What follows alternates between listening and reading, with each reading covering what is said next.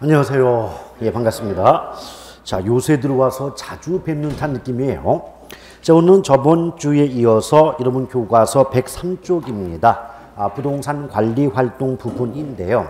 일단 1번에 보면 부동산 관리의 의라고 해서 여러 가지 말이 나와 있지 않습니까? 그래서 의 부분은 어쩔 수가 없어요. 출제하는 분에 따라서 다양한 정의가 존재하고 있기 때문에 되도록이면 자주 반복해서 읽어주시는 것이 대비가 된다라고 보시는데, 한 가지 요령이 있다면 절대 관리라는 말과 섞어 쓸 수 없는 말이 있습니다. 뭐냐? 처분입니다. 처분이란 말은 절대로 관리란 말과 함께 쓸 수가 없어요. 이게 무슨 말이냐면, 우리가 상식적으로도 어떤 물건이 내 거일 때 관리지 내 거 아니면 관리가 아니지 않습니까? 근데 부동산을 처분했다는 건 남한테 팔았다는 거예요. 그럼 더 이상 내 것이 아니겠죠. 그럼 당연히 관리 영역에 포함이 되지 않는 겁니다. 아시겠죠? 따라서 관리라는 말 속에 처분이라는 말은 절대 들어갈 수 없다. 저 과거 기출문제에서 어떤 말이 나왔냐면, 처분은 부동산 관리에 대응하는 개념이다. 이 말이 뭐냐면, 관리 영역 속에 처분의 개념은 포함이 안 되지 않느냐, 이런 의미로 사용됐던 적이 있어요. 그 다음에 2번에 보면 부동산 관리 영역이라고 해서 자산, 또 부동산 관리, 시설 관리 나와 있는데요. 이런 것들은 좀 출제하는 분에 따라서 관리 영역은 약간씩 표현의 차이가 있습니다만은, 어떤 내용을 물어보기보다는 어떤 말이 나왔을 때 이게 시설, 자산, 부동산 관리 영역 중 어디에 속하느냐, 이런 식으로 단순 암기적 성향이 강하기 때문에 다른 어떤 깊숙한 학습보다는 우리가 나중에 강조해 드리는 거 암기만 하셔도 충분히 문제를 풀어내실 수가 있게 돼요. 자, 넘겨볼까요? 그 다음 3번에 부동산 관리 내용 해가지고, 근데 이것도 잘 보세요. 부동산 관리 내용 할 때, 자, 맨 앞 글자를 따면 법경기죠. 그럼 우리가 뭐 배웠어요? 법경기 3대 측면을 모두 포함하는 게 복합 개념, 다른 말로 복합적, 이렇게 볼 수 있잖아요. 그럼 이때 이 3번의 제목을 이렇게 바꿔볼 수도 있잖아요. 복합적 관리. 그렇죠?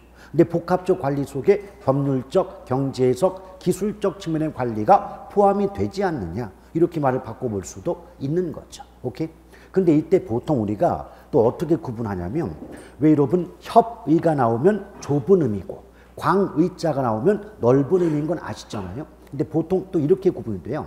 얘는 지금 복합적 관리인데, 이 복합적 관리 속에서 기술적 관리를 협의, 좁은 의미의 관리라고 보고, 그 협의에, 즉 기술적 관리에다가 법률과 경제를 묶으면 광의, 넓은 의미의 관리에 속한다, 이렇게 구분하는 방법도 있다는 거죠. 오케이? 근데 일단은 우리가 이제 부동산 자체가 크게 토지와 건물 나눠지잖아요. 그래서 법률, 경제, 기술적 관리를 막론하고 토지와 건물의 관리로 구분이 돼요. 그 무슨 말이냐면, 기술적 관리도 원래는 토지의 기술적 관리, 건물의 기술적 관리, 또 경제적 관리도 토지의 경제적 관리, 또 건물의 경제적 관리, 원래 이렇게 구분되는 게 원칙입니다. 그러나 그 원칙대로 시험에 나오는 게 아니잖아요. 그러니까 원칙적으로는 토지와 건물의 관리가 구분되지만 우리 시험에는 건물의 관리 위주로 등장합니다. 그래서 그 기술적 관리 보면 이런 말 있나요? 설비, 위생, 보안, 보전. 그런 말 없습니까? 자, 기술적 관리에서 여기는 이제 기술적 관리의 의미 자체를 얘기하고 있고, 나중에 이제 기본서를 받아보시면 건물의 기술적 관리에는 설비, 위생, 보안, 보전 관리가 속한다, 이런 말이 나중에 나올 거예요. 지금 기초서니까 내용 다 빼고 의미만 지금 가져놓고 있거든요. 오케이? 그럼 또 나중에 보면 이제 법률적 관리를 얘기할 때는요, 미리 알아두세요. 계약이라는 말이나 권리라는 단어가 나오면 주저하지 마시고 법률적 관리를 답으로 하시면 됩니다. 오케이? 자, 그래서 예컨대 권리 분석이다, 권리 조정이다, 뜻이 뭔지 물어보지 않아요. 근데 권리 분석, 권리 조정, 공통적인 단어가 뭐죠? 권리. 이 말 나오면 답은 뭐다? 법률적 관리. 바로 끝내시면 돼요. 오케이?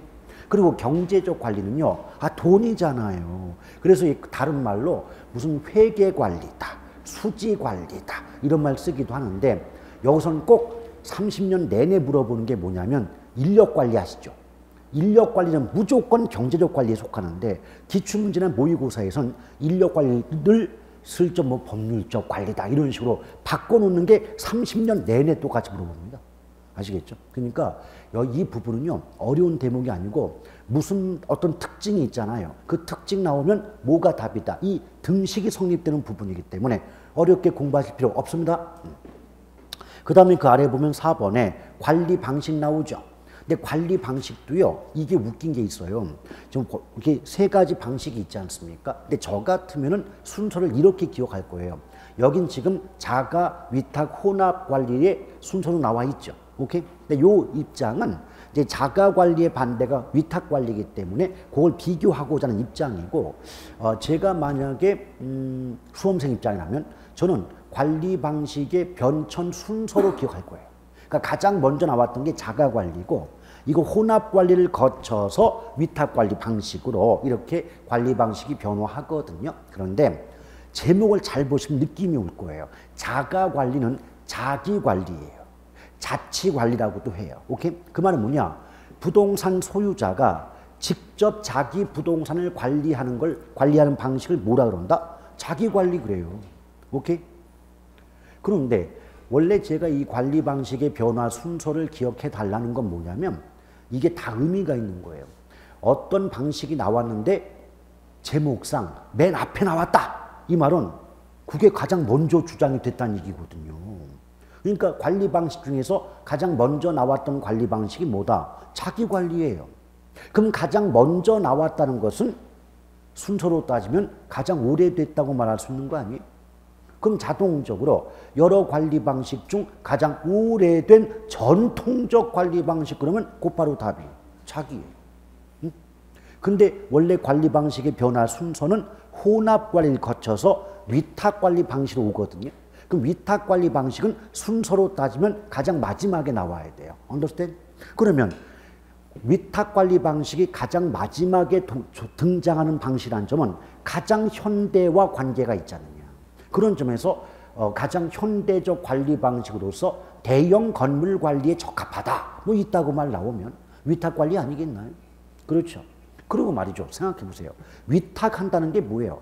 맡긴다는 거예요. 누구한테 맡길까요? 관리니까 관리의 전문가, 전문 업체에게 관리를 맡기는 방식이 위탁 관리 아닐까요? 그럼 내가 직접 해요? 남한테 맡겨요. 남한테 맡기죠. 그럼 여러분 내가 직접 한다면 직접 관리라고 말할 수 있겠지만 남한테 맡기니까 무슨 관리라고 할까요? 간접 관리죠. 오케이? 그러니까 이 말은 뭐냐면 어떤 그 표현들을 외우려고 하시기 전에 아 그래 자기 관리는 내 걸 내가 하는 거기 때문에 직접 한다고 해서 직접 관리야. 그럼 내가 안 하고 남한테 맡기는 건 직접의 반대니까 간접이겠지 라고 생각하면 굳이 외울 것도 없는 게 아니야 말이죠. 오케이? 그런데 순서로 따지면 자가 여기서 혼합을 거쳐서 위탁 넘어간다 그랬잖아요. 그럼 가운데가 혼합 아닙니까? 그렇죠. 두 가지를 생각해 봐요. 혼합의 뜻이 뭐예요? 뭔가 짬뽕됐다. 이거 아닙니까? 그렇죠. 그러면 뭐가 짬뽕됐느냐? 자기 관리 방식과 위탁 관리 방식을 절충한 관리 방식이 바로 뭐다? 그냥 혼합 관리예요. 예, 그렇게 말이 나올 수도 있는 거고 가운데 꼈죠. 자기에서 혼합을 거쳐서 위탁한다고 하지 않았습니까? 그럼 어떤 말이 나올까요? 혼합관리 방식은 자기관리 방식에서 위탁관리 방식으로 건너가는 과도기적 관리 방식이다. 뭐 이렇게 말할 수 있는 거 아닙니까? 근데 이런 문장들이 아니 뭐 당연한 얘기를 왜 하고 있느냐 할지 모르겠지만 이 문장들 하나하나가 나중에 문제 풀어보세요. 다 기출문제 지문들이지. 아시겠어요? 그러니까 기출문제라고 해서 전혀 뭐 어렵고 힘든 문장만 나오는 게 아니고 너무 상식적이고 당연한 문장들도 상당히 많이 나온다는 겁니다. 아시겠죠? 오케이? 근데 여기서 이제 그 관리 방식의 뜻만 나와요. 근데 나중에 이제 기본서를 받아보시면 각 관리 방식별 뭐 장단점 같은 거 나오는데요. 그냥 한두 개 맛보여 드릴게요. 자, 내 걸 내가 직접 관리하는 게 무슨 관리죠? 자기 관리. 그럼 내 거잖아요. 그럼 남한테 맡길 때보다 내 거를 아끼는 마음은 크지 않아요? 그래서 예쁘게 말하면 무슨 말 나오는 줄 알아요? 관리 3방식 중 자기관리 방식은 부동산 설비에 대한 애호정신이 가장 강하다. 그러면 그게 뭐예요? 가장 아끼는 마음이 크지 않느냐? 그리고 뭐 보안 관리 및 기밀 유지에 적합하다 이런 말 나오거든요. 예컨대 곰돌이가 자기가 소유한 상가 건물 관리하다가 아이고 이거 잘못하면은 뭐 몇 달 후에 무너지겠다 이런 사실을 알았다는 거예요. 그 남한테 얘기합니까? 지 건물인데 아시겠죠? 그럼 이런 걸 뭐라고 한다? 보안 관리 그리고 기밀 유지에 가장 적합한 관리 방식 그러면 뭐가 될까요? 자기 관리라니까요. 오케이. 그럼 뒤집어서 가장 전문성이 높은 관리 방식이 뭐죠? 위탁이란 말이에요. 그럼 어떨까요? 가장 전문성이 높으니까 뭐 비효율적 관리가 뭐 관리를 방지한다 또는 뭐 불필요한 관리 비용의 지출 낭비를 억제할 수 있다 뭐 이런 식의 말이 나오지 않겠습니까? 안 그래요?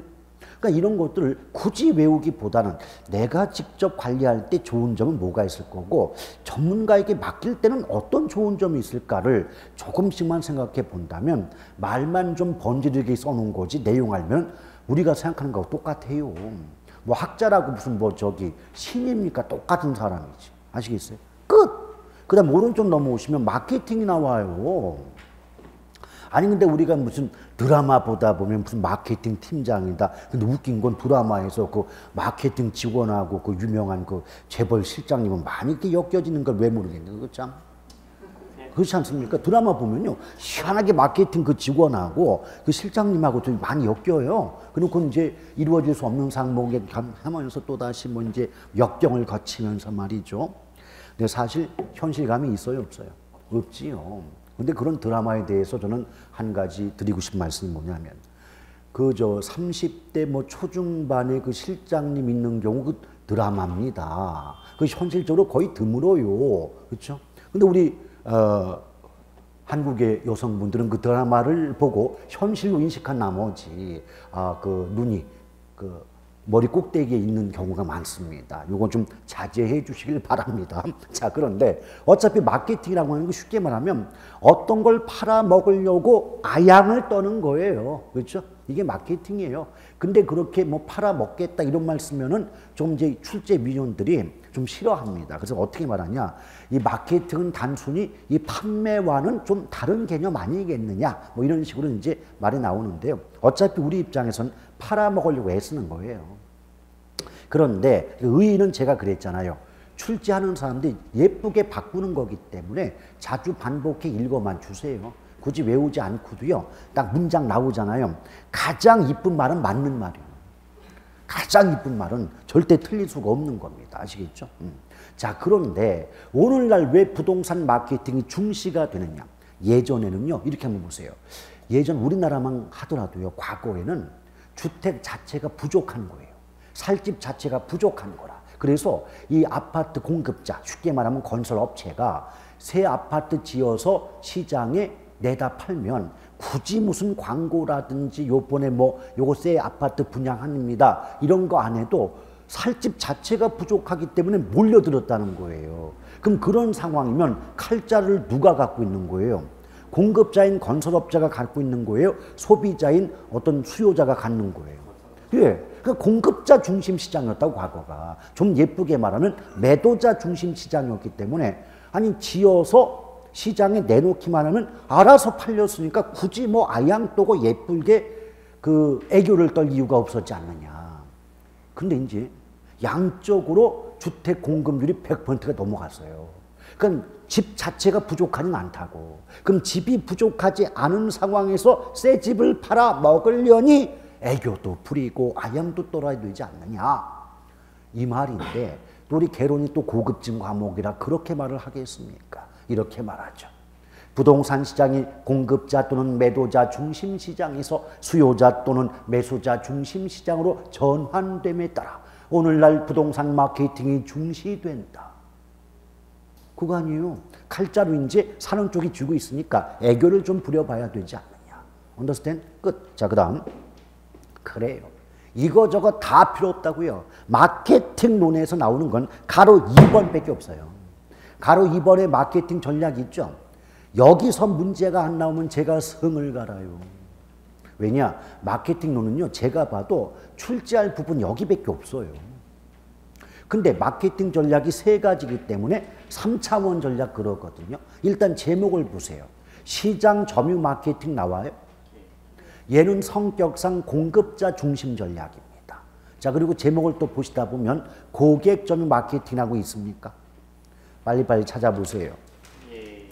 근데 생각을 해보세요. 아니, 제목 속에 고객자가 붙었다면 칼자루 누가 갖고 있다?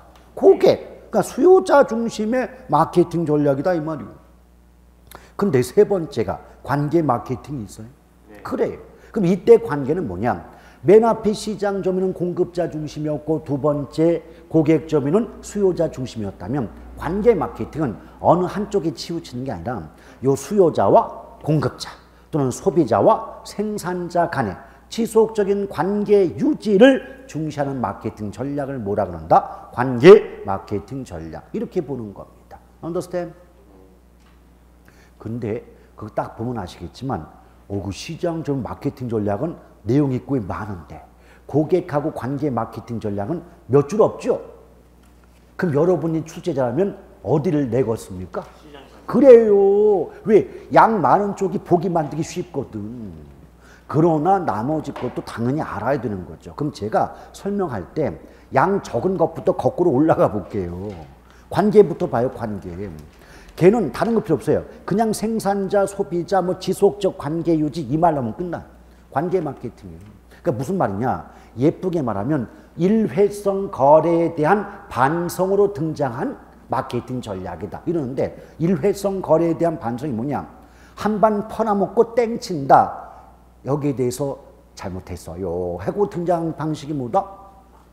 관계 마케팅이에요. 그리고 하나만 더 기억해요. 거기 브랜드란 말 나와요. 이게 브랜드 나오면 눈 감아요. 그냥 브랜드 나온 순간 관계가 답이에요. 오케이? 그럼 걔는 두 개 하면 끝난다니까요. 근데 이 관계 마케팅 전략이 이해가 안 가시는 분은 이걸 기억하십시오. 자, 우리가 이제 클럽에 가요. 부킹을 합니다. 그래서 끝나지 말고 서로 연락처를 주고받으면서 지속적으로 관계를 유지하라. 물론 이 관계 마케팅의 끝은 가정 파괴입니다. 자, 그 다음 고객적 마케팅 나오지 않겠습니까? 이런 저 아직 이거 그만해야 되는데 습관이 돼가지고 끊을 수가 없어요. 자, 고객적 마케팅인데요. 얘도 두 가지 말세요. 첫째, AIDA 나와. 아이다. 아이다란 말 있어요? 이 아이다란 말이 결국 어른이 아니다. 아이다. 이런 뜻 아니겠습니까? 그런데 과거에 한 번은 그 아이다의 뜻을 물어본 적도 있어요. A, attention, 주의, 주목. I, interesting, 흥미, 관심. D는 desire, 욕구, 욕망. A, 액션, 행동인데요. 최근의 패턴은 뭐 이거 뜻 같은 거 물어볼 리는 없을 겁니다. 다만 일단 아이다 나오면 무조건 정답은 고객점입니다. 왜 그러냐고 절대 물어보지 않습니다. 그리고 첫 번째 줄에 보면 이런 말이 있죠. 절대 빠지지 않는 문장 표현이 나옵니다. 무슨 말이냐? 구매 의사 결정의 각 단계에서 소비자와의 심리적 접점을 마련하고 전달되는 메시지의 톤과 강도를 조절하는 전략이라고 나와 있나요?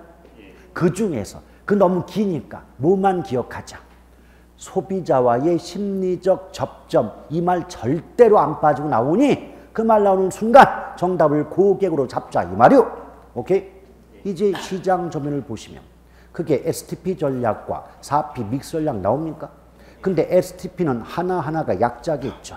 S, 세그멘테이션 그래서 시장 세분화 전략. T, 타겟팅 그래서 목표 또는 표적 시장의 선정 전략. P, 포지셔닝 바로 시장 차별화 전략이라고 나와 있습니까? 근데 여러분 제목을 잘 봐요. 우리가 내용 몰라도 시장을 세분화한다는 건 시장을 여러 개로 나눈다, 쪼갠다의 뜻 아니겠어요? 이걸 예쁘게 말하면 소비자 또는 수요자 집단을 인구 경제학적 특성에 따라 세분하고, 오케이? 이렇게 나오는데 이때 인구 경제학적 특성이 뭔지 아십니까? 별거 아니에요. 연령대에 따라서 소비자 집단 구분도 해보고 소득 수준을 기준으로 여러 소비자 집단을 나눠본다 이 말이요. 그게 바로 뭐다? 시장 세분화다. 그럼 여러분 봐봐요. 그 다음이 타겟팅, 목표 시장, 표적 시장의 선정인데 그럼 세분화된 여러 개로 나누어진 그 소비자 집단 중에서 경쟁 상황과 자신의 능력을 고려하여 가장 자신 있는 수요자 집단을 선택하는 것을 타겟팅이다 라고 말합니다. 그런 말 없어요? 없어요? 근데 무슨 말이냐? 어차피 마케팅 론은 출제하는 놈마다 말이 달라요. 그래서 엄청나게 다양한 문장편 나중에 기본 수업 받아보면 학을 띄실 겁니다. 근데 제가 지금 제 입에서 말하는 건 그나마 자주 나왔던 말을 하는 겁니다. 그 다음에 포지셔닝 그래요. 포지셔닝은 시장 차별화인데 이건 뭘까요? 다양한 공급 경쟁자들 사이에서 자사 제품을 어디에 위치시킬 것인가에 관한 전략을 뭐라고 한다? 포지셔닝. 여러분 질문합니다. 포지션이 우리말로 뭐유? 위치죠. 자, 다양한 공급 경쟁자들 사이에서 자사 제품을 어디에 뭐 위치 나오면 포지셔닝을 답으로 하시길 바랍니다. 오케이? 자, 그러면서 그러니까 어쨌든 위치자 나오면 포지셔닝이 답이에요. 자, 그럼 SP 끝났죠? 그럼 4P 믹스가 있는데 뭐 일설에 의하면 4P 믹스의 동생이 커피 믹스라는 설도 있습니다만 뭐 신뢰할 건 없겠죠. 근데 믹스라고 하는 건 뭔가 혼합이라는 의미가 되죠. 그래서 이 4P 믹스를 출제하는 사람에 따라서는 마케팅 믹스다 이런 말을 쓰기도 합니다. 근데 4P라고 하는 건 알파벳 P라고 시작되는 네 가지 요소를 혼합하는 거죠. 그 네 가지 요소가 뭐냐? 순서와 관계없이 프라이스, 가격이 되겠죠. 프로덕트, 제품이 될 것이고 플레이스, 유통 경로, 프로모션, 판매 촉진. 그래서 4P 믹스가 됩니다. 오케이? 그럼 여기서는 문제가 어떻게 나오냐면요. 그 예컨대 뭐 프라이스 그러면 뭐 가격 전략에 고가 전략과 저가 전략이 있다는 등 또 프로덕트 제품 전략에는 뭐 그 지상 주차장의 지하화다, 아파트 단지 내 뭐 실개천 설치다 이런 말 써놓고 이게 4P 믹스에 어디에 속하느냐 이런 걸 주로 물어봅니다. 그러니까 이것은 결국 어떤 이론적인 학습보다는 단순 암기적 성격이 강하기 때문에 나중에 기본서 받아보고 제가 요 말 나오면 요거 답이에요. 밑줄 그어드리면 그것만 외워놔도 다 맞춘 대목이니까 고민할 대목이 아니에요. 오케이? 끝. 자, 이렇게 해서 우리는 마케팅론까지 모두 끝내봤고 대망의 감정평가론으로 이어갑니다. 오케이? 예. 자, 감정평가인데요. 맨 처음에 감정평가의 뜻이 나오는데 이거는 그 첫 번째 나오는 건 좀 알아두셔야 돼요. 왜냐하면 그 감정평가의 의미 자체가 감평 규칙의 규정이기 때문에 일종의 법규의 규정이기 때문에 있는 그대로 기억을 해 두셔야 됩니다. 그래서 어떤 말이 나와요? 감정평가라 하면 토지 등의 경제적 가치를 판정하여 그 결과를 가액으로 표시하는 것을 말한다라고 나오지 않나요? 그게 감평규칙의 규정이에요. 오케이? 자, 그리고 나머지 그 법규 아닌 그런 말들은 학자들이 그렇게 말했다 하는 것은 실제로 법적인 효력이 없어요. 그러니까 여러분들은 그냥 의미는 뭐만 알자. 법의 규정만 알아두자. Understand? 자, 그럴 때요. 이번에 감정평가의 분류, 뭐 제도상이고 나발이고 다 필요 없어요. 어떤 말이 나왔을 때 그 말뜻만 아시면 돼요.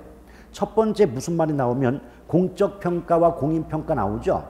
이게 뭐냐면 누가 평가하느냐, 누가 감정평가 하느냐에 따라서 구분하는 겁니다. 예쁘게 말하면 평가 주체에 따른 구분이다 이렇게 나오거든요. 그런데요, 공적 평가는 뭐냐? 공적이 포인트예요. 그러니까 공적 기관에 의해서 이루어지는 감정평가를 뭐라 그럴까요? 공적 평가라고 해요. 오케이? 그런데 공인평가는 그 공적 기관의 의뢰를 받은 자격이 있는 개인에 의한 감정평가를 뭐라 그런다? 공인평가다 이렇게 말합니다. 오케이? 근데 여러분 요게 약간 그 사입이지만 원래 공인할 때 인이 한자로 사람 인자는 아니에요. 사람 인자는 아닌데 누가 한자 물어보진 않으니까 그러니까 공인평가할 때 인을 그냥 사람 인자로 보자. 그러면 개인에 의한 평가다. 금방 나올 거 아닙니까? 그 한자 잘못 외웠다고 누가 뭐라고 안 하니까 고자지 마시고. 오케이? 게임 끝. 근데 그런데 결론적으로 제가 말씀드린 게 뭐냐면 거의 안 물어봐요, 이런 거. 거의 안 물어보는데 그냥 넘어가면은 또 왜 그런 것도 말 안 하고 넘어가냐고 또 게시판에 도배를 당할까봐 또 얘기를 하고 있지만은. 자, 그 다음 필수적 평가와 임의적 평가 나오죠. 여러분 그 법률 용어에서 필수적이다 이 말은 반드시의 뜻이에요. 필수다. 그렇기 때문에 그냥 이렇게 기억합니다. 필수적 평가는 필수 의무적 평가는 강제성이 있느냐 없느냐의 구분이에요. 그러니까 반드시 해야 된다면 필수적 평가고 하지 않아도 된다면 의무적 평가인데 여기 대표가 뭐냐면요. 여러분 과세의 뜻이 뭐예요? 세금 부과 아니에요? 그럼 세금을 예컨 뭐 재산세를 부과하려면 그 토지든 건물이든 값어치를 알아야 거기에 바탕을 두고 얼마의 세금을 부과해야 되겠구나를 판단할 수 있는 거 아닙니까? 이거 반드시 해야 되는 거 아닙니까? 그럼 과세를 위한 감정평가, 또 뭐 경공매일 위한 감정평가, 이건 반드시 해야 되거든요. 그건 필수평가예요. 그런데 하지 않아도 되는 평가가 뭐냐? 여러분 뭐 돈이 좀 부족할 때 은행 찾아가서 뭐 주택 등을 담보로 맡기고 돈 빌려 오시죠. 그럼 은행 입장에서도 우리가 맡기는 그 담보 물건의 가치가 얼마쯤 되는가 평가하는 경우 있잖아요. 그렇죠. 그런데 금융기관 입장에서 담보 물건의 가치 평가는 해도 되고 하지 않아도 되기 때문에 뭐다? 임의적 평가다 이 말이에요. 오케이? 넘어오시면 공익평가와 사익평가. 근데 벌써 제목 보는 순간 공익의 반대가 뭐유? 사익이요. 이거는 뭐라고 하냐면 평가 목적에 따른 분류라고 하거든요. 그러니까 감정평가의 목적이 공공의 이익을 위한 평가면 공익평가고 개인 사적 이익을 위한 평가면 사익평가인 거예요. 그런데 앞서 보셨던 뭐예요? 필수적 평가. 그 필수적 평가와 지금 보시게 되는 공익평가는 대단히 밀접한 관계가 있어요. 그러니까 이렇게 보시면 돼요. 필수적 평가에 속하는 건 공익평가에 속한다고 보셔도 무방합니다. 반대로 사익평가에 해당하는 건 모두 임의적 평가라고 보셔도 지장이 없는 거예요. 우리 방금 전에 뭐라고 했죠? 금융기관의 담보 물건의 가치 평가는 하지 않아도 되므로 임의적 평가 그랬죠. 동시에 그 담보 물건 가치 평가는 은행 개인의 이익을 위한 평가니까 사익평가 아닌가요? 맞죠? 그런데 세금을 부과하고자 토지나 건물의 가치를 평가하는 건 반드시 해야 되므로 필수지만 동시에 세금 부과는 특정 개인의 이익과 무관하지 않습니까? 그래서 사회구성원 전체 공공의 이익과 관계가 있다는 관점에서 공익평가 아니냐. 됐어요? 오케이? 그리고 가로 4번에 법정이 나오는데 이 법정을 자 하나씩 해볼까요? 법률로 정한 대로 평가. 그러니까 법에서 정한 절차대로 평가가 이루어질 때 무슨 평가다? 법정평가. 자, 그럼 여러분 응용해 보세요. 만약에 법에서 정한 절차대로 하지 않는 평가는 무슨 평가일까요? 비법정. 아니, 그럼 응용을 해 보시라니까. 제가 무슨 말을 하냐면 지금 법정평가할 때 제가 하나씩 끊었잖아요. 법에서 정한 대로 하는 평가가 법정이라며. 그럼 그게 아니다 부정할 때 주로 아니 불자나 아닐 비자 쓰는 거 맞죠? 그럼 법정 앞에 부정 써가지고 근데 불법정 약간 이상하잖아요. 그러니까 비법정 평가. 오케이? 물론 그런 뭐 내용이 시험에 나올 가능성 거의 없다고 하겠지만 제가 여러분에게 말씀드리고 싶은 건 아니 하나를 바탕으로 그것과 반대의 용어를 쓸 때 아닐 비나 아니 불자만 붙여주면 그 반대 용어가 된다는 거죠. 그 용어에 대해서 두려워할 이유가 없다는 거예요. 아시겠죠? 그리고 이제 그 아래 보면 부동산 가격 이론 나오는데 여기서 이제 분명히 안 봐도 비디오인 게 가치와 가격이라는 제목이 아니 나올 수가 없어요. 가치와 가격이 있어요. 예, 그럼 이걸 제가 간단히 칠판에 써놓고 양쪽 비교해 보면 뒤에 나오는 게 제목들이 있거든요. 그 제목들이 왜 그런가가 다 이해가 되는 거예요. 오케이? 자, 여러분 이 칠판 한번 보세요. 일단 가치라고 있는데 이 가치는 장래의 편익을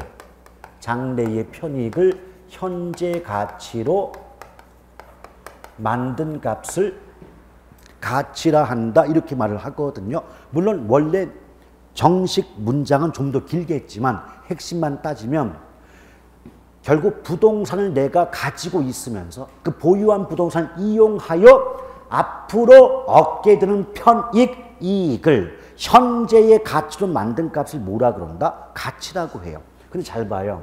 무슨 가치로 만들었다? 현재 가치로 만든 게 가치잖아요. 그럼 현재의 가치로 만들었으니까 가치는 현재의 값이다. 이렇게 말을 하거든요. 오케이? 그리고요, 가치라고 하는 것은 선, 악, 옳고 그름, 이쁘다, 뭐하다, 이건 전부 객관적이에요, 주관적이에요.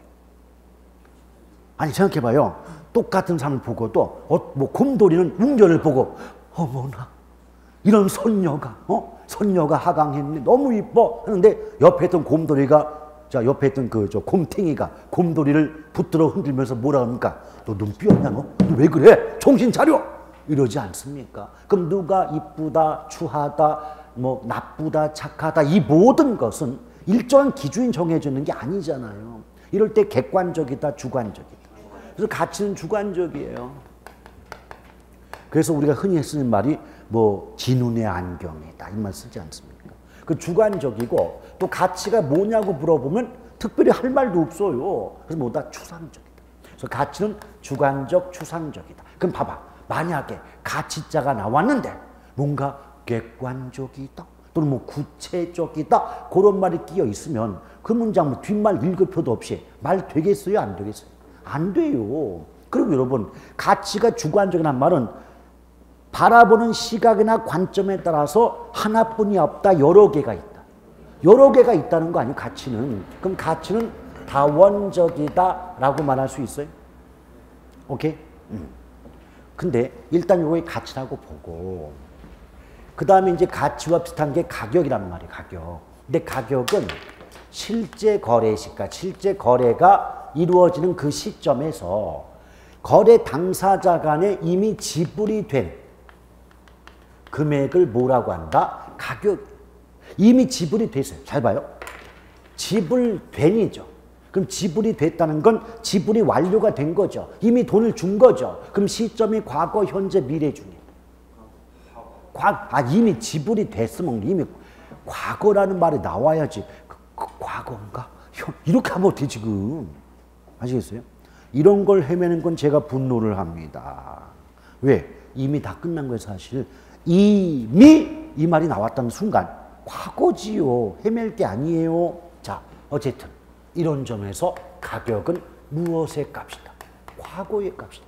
이거 별거 아닌 것 같지? 몇 년 전 기출문제에 요 위아래 바꿔놓은 거 아니에요? 다음 중 틀린 거 그래가지고 가치는 어쩌고 저쩌고 해가지고 과거의 값인 반면 가격은 어쩌고 저쩌고 해가지고 현재의 값이다 이래버리면 근데 그 문장이 다 사실 맞는 문장을 열거해놓고 딱 하나 과거 현재 위치만 바꿔놨거든요. 그럼 어때요? 지금 빨리 풀어야 되는 어떤 촉박함에 빠진 수험생 입장에서는 대충 앞이 연결이 되고 맞으니까 그런가 보다 하고 넘어갈 수밖에 없잖아요.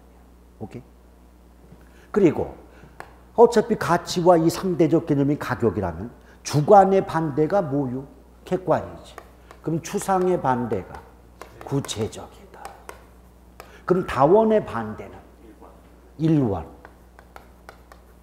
오케이? 하나뿐이 없다는 얘기예요. 오케이? 그럼 봐봐요. 이걸 가지고 여기 지금 가치는 다원적이고 가격은 일원적 그랬잖아요. 이걸 가지고 이제 기출문제나 교과서 나중에 받아보시면 이렇게 나와요.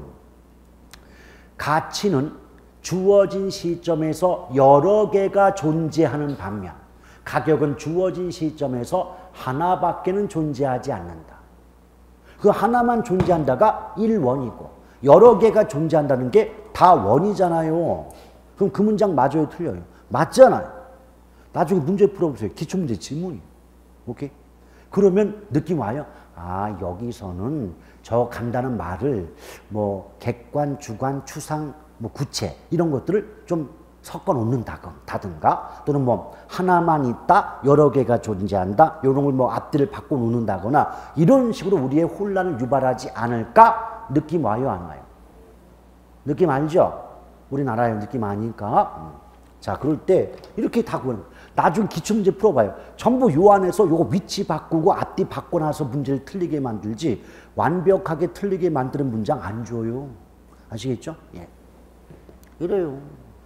근데 여러분, 자, 여러분 봐봐요. 이게 지금 뭐예요? 분필이에요. 어떤 물건이죠. 근데 이 분필의 가격이 100원이다. 그럼 100원이란 말은 이 분필의 가격인 거죠. 오케이?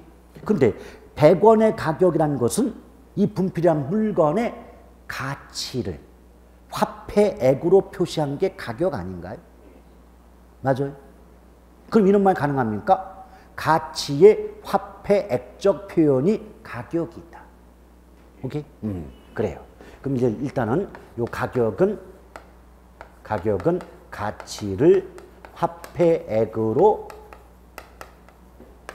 표시했다는 것은 표현했다는 건 이해가 가시는 거 맞죠? 그러면 어떤 물건의 가치 자체가 오르면 그걸 화폐액으로 표시한 가격도 오르게 되지 않나요? 맞아요? 그러면 결국은 가치가 오르면 가격이 올라가게 되고 또 반대로 가치가 내려가면 가격도 내려간다라고 말할 수 있겠어요? 맞아요? 그럼 일단 화살표 방향을 일단 보세요. 지금 가치와 가격은 같은 방향, 반대 방향. 화살표를 보라고 했는데 어디를 보는 겁니까? 자, 같은 방향, 반대 방향. 아시겠죠? 근데 우리 같은 방향으로 변동할 때 비례, 반비례?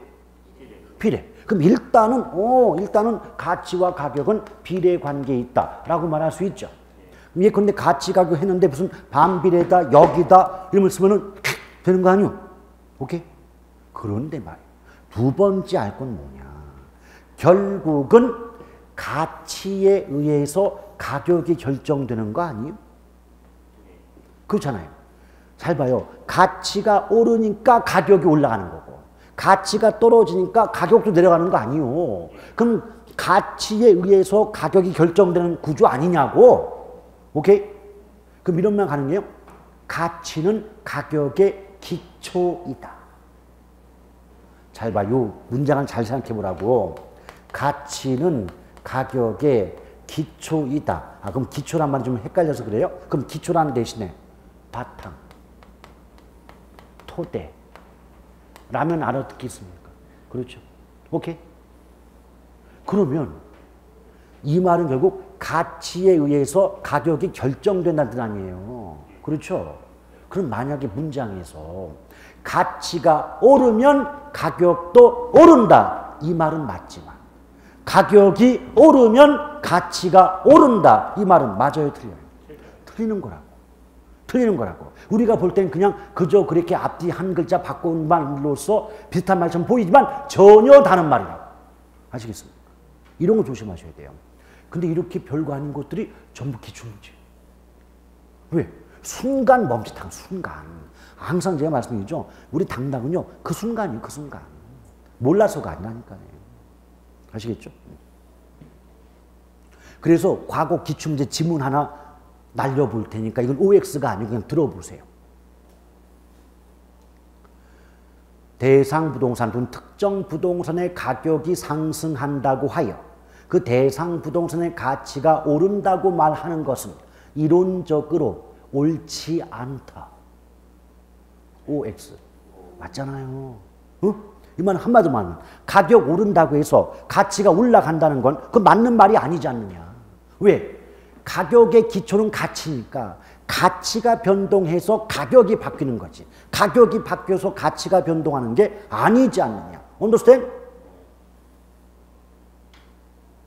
자, 살펴봤어요. 그럼 여러분 여기서 잠깐 복습을 해볼게요. 그럼 그게 기억나시는지 모르겠는데 우리 왜 그 부동산 시장론 배우실 때 그 부동산 시장의 기능과 특성은 뭐 내용 물어보지 않기 때문에 암기법을 이용하는 게 좋겠다 해가지고 기능에는 종량 자고가 그랬고 특성은 거상은 시국을 고려하여 매수한다 이렇게 암기법을 알려드렸어요. 물론 기억이 안 나는 게 정상이니까 너무 그 부끄러운 그 모습을 보이지 않아도 됩니다. 물어보는 거 아니 그런 눈빛 안 보여도 돼요. 근데 그 거상은 시국을 고려하여 매수한다 할 때 수가 수급 조절의 곤란성. 그러니까 부동산은 수요와 공급의 조절이 쉽지 않다. 그러다 보니까 뭐다? 단기적으로는 가치와 가격이 일치하지 않는 현상이 발생해요. 이거를 가격에 왜곡이 발생한다 이렇게 말하거든요. 근데 장기로 가면 가치와 가격이 일치하게 된다. 이렇게 말이 나와요. 근데 여기서는 진짜 30년 내내 뭘 갖고 장난쳤느냐. 단기장기 위치만 바꿔가지고 30년 내내 똑같은 문제를 낸다고. 그럼 무조건 어떻게 된 거예요? 자, 다음 좀 틀린 거 골라라 해가지고 부동산의 가치와 가격은 단기적으로는 일치하는 반면 장기적으로는 괴리된다. 그럼 단기장기 위치 바꿨죠. 아니 나중에 보시라고 기출문제를 보시고 모의고사를 보시고 시중에 문제집을 보시라고 그것만 가지고 30년 내내 그것만 바꿔가지고 문제를 내고 있다고. 오케이? 그래서 하도 다양한 문제를 여러분들이 많이 접해보시고 익히잖아요. 아니 출제자들도 사람 아니요. 그 사람들 뭐 용가리 통뼈인가? 뭐 완전히 새로운 말을 만들어낼 게 아니라고. 그래서 다양한 문제를 익히고 여러 문장편을 우리가 익숙해지잖아요. 그럼 대충 이거 무슨 의도 냈구나 해가지고 뭔지를 몰라도 답은 구한다고. 아시겠죠? 열심히 하시면 됐죠? 그럼 봐봐요. 이걸 바탕으로 지금 가로 1번 의의를 보시면 여러 가지 말이 나와 있는데 이건 읽어보시고요. 넘겨보세요.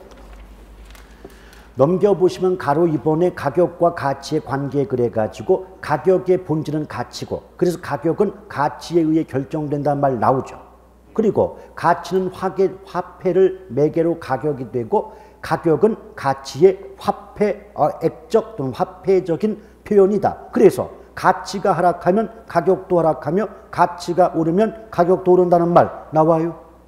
그리고 3번에 가치는 주관적, 추상적이고 또 가격은 그 아랫줄, 객관적, 구체적 나오지 않습니까? 그리고 한 칸 건너뛰어서 동그라미 5번에 과거값, 현재값 그랬을 때 지금 첫 번째 줄 가격은 맨 오른쪽 과거의 값, 두 번째 줄 가치 해놓고 세 번째 줄에 현재의 값 나와요 안 나와요? 나오죠. 그리고 6번에 가치의 다원적 개념 그래가지고 지금 첫 번째 줄 중간에 가격 나왔죠. 가격은 끊고 맨 오른쪽 일정 시점에 하나만 존재하는데 두 번째 줄 가치 끊고 맨 오른쪽에 관점에 따라 다양하다 이랬잖아요. 그러니까 가격은 일원적이고 가치는 다원적이라 할 수 있는 거 맞죠? 그럼 제가 이것든 얘기하면서 양호 비교했던 게 다 있잖아. 오케이? 근데 지금까지 배웠던 내용을 살펴보면 여러분들 아마 막 그런 말 많이 들었을 거예요. 개론에서 투자론과 간평론이 더럽게 어려워 이러면서 그거 거의 포기해.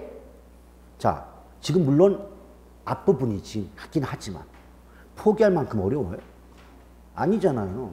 근데 나중에 기출문제 보세요. 여기 기출문제 많이 있어요. 그러니까 뭐예요? 생소한 용어들 익숙하지 않은 말이 익히기 싫은 거야. 귀찮은 거야. 힘이 드니까. 그 포기해놓고 어렵다고 하는 거예요. 근데 막상 해보면 별로 어려운 거 없거든요. 그리고 진짜로 어려운 건 낸다는 건 풀지 말라는 뜻이에요. 그럼 출제자에 대한 예의로서 안 풀어야지. 그럼 어떻게 풀어? 그 다음에 오른쪽에 보면 부동산 가치 형성 요인과 발생 요인이 있죠. 그러니까 일단은요. 관계를 이렇게 기억하세요. 형성이 발생에 영향을 주는 거예요. 그러니까 형성 요인이 발생 요인에 영향을 준다라고 기억해야 되는데 와우 이것도 기출문제 아니요. 한 5년 전쯤인가 이걸 앞뒤를 바꿨네. 부동산 가치 발생 요인은 가치 형성 요인에 영향을 준다 그랬어요.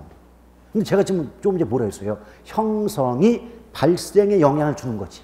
발생이 형성에 영향 주는 게 아니잖아요. 근데 누가 그런 걸 공부나 했겠나? 그러니까 영향을 줘? 봐도 이게 뭐지? 다 떨어지는 거 아니냐고. 오케이? 그래서 선생님 입장에서 이런 거 있습니다라고 말을 할 때는 다 이유가 있는 건데 수험생들이 저절 스스로 안 나와 평가를 잘라버리니까. 자, 어떤 말도 그게 아무리 하찮은 말이라도 나올 가능성이 있는 거예요. 그러니까 여러분 스스로 평가하지 말고 가져가시라고. 됐죠? 근데 여기는 이제 가치 발생 요인으로서 그 1번에 보면 효용, 상대적 희소성, 유효 수요, 이전성 이런 말 나와요? 오케이? 자, 그런데 지금 이게 뭘까요? 여기서 보시면 부동산 가격은 이런 요인에 의해서 결정되는데 얘네들은 지금 가치 발생 요인이란 말이에요. 맞아요? 그래서 얘네들을 어떻게 기억하냐면 암기법이 하나 있어요. 유유상이. 지금 가치 발생 요인, 그러니까 제목은 가치 형성 요인인데 그 내용은 가치 발생 요인의 결합에 의해서 뭐 가치가 형성이 되지 않느냐 이런 의미가 나와 있기 때문에 일단 가치 발생 요인의 암기법은 유상이에요. 이때 유가 뭐냐면 유용성인데 그 유용성을 다른 말로 효용이라고 하는 것이고요. 두 번째가 유효수요고 세 번째가 상대적 희소성이에요. 그리고 이는 권리의 이전성 이렇게 말하는 거죠. 오케이? 그래서 앞글자를 따면 유유상이라고 하는데 잠깐만요. 여기서 요 상대적 희소성까지는 모든 학자들의 주장이 같아요. 그러니까 유용성, 유효수요, 상대적 희소성이 가치 발생 요인 아니냐 이 주장 같다고. 그런데 이게 달라요. 권리의 이전성은 어떤 학자는 얘도 가치 발생 요인에 포함이 된다 라고 주장하는 사람도 있고 아니야 이전성은 포함이 안 돼 라는 학자들의 다툼이 있더란 얘기예요. 아시겠죠? 그러니까 뭐다? 유유상이 네 가지 중에 앞에 세 가지는 이견이 없는데 마지막 이전성은 학자들에 따라서 의견이 달라진다 라고 말할 수 있겠죠. 그래서 이걸 왜 말씀드리냐? 나왔어 이것도. 3년 전 기출문제 잘 한번 들어보세요. 권리의 이전성은 가치 발생 요인에 포함시키는 견해도 있다. 자, 이전성을 가치 발생 요인에 포함시키는 견해도 있다는 것은 그에는 포함이 안 된다는 주장도 있다는 의미가 아니냐.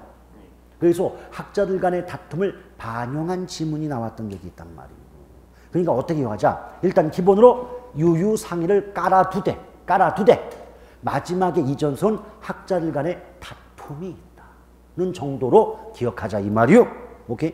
물론 얘네들도 깊숙하게 그 문장 만들면 어렵습니다. 근데 기초 단계니까 그건 제가 가볍게 배제할게요. 왜?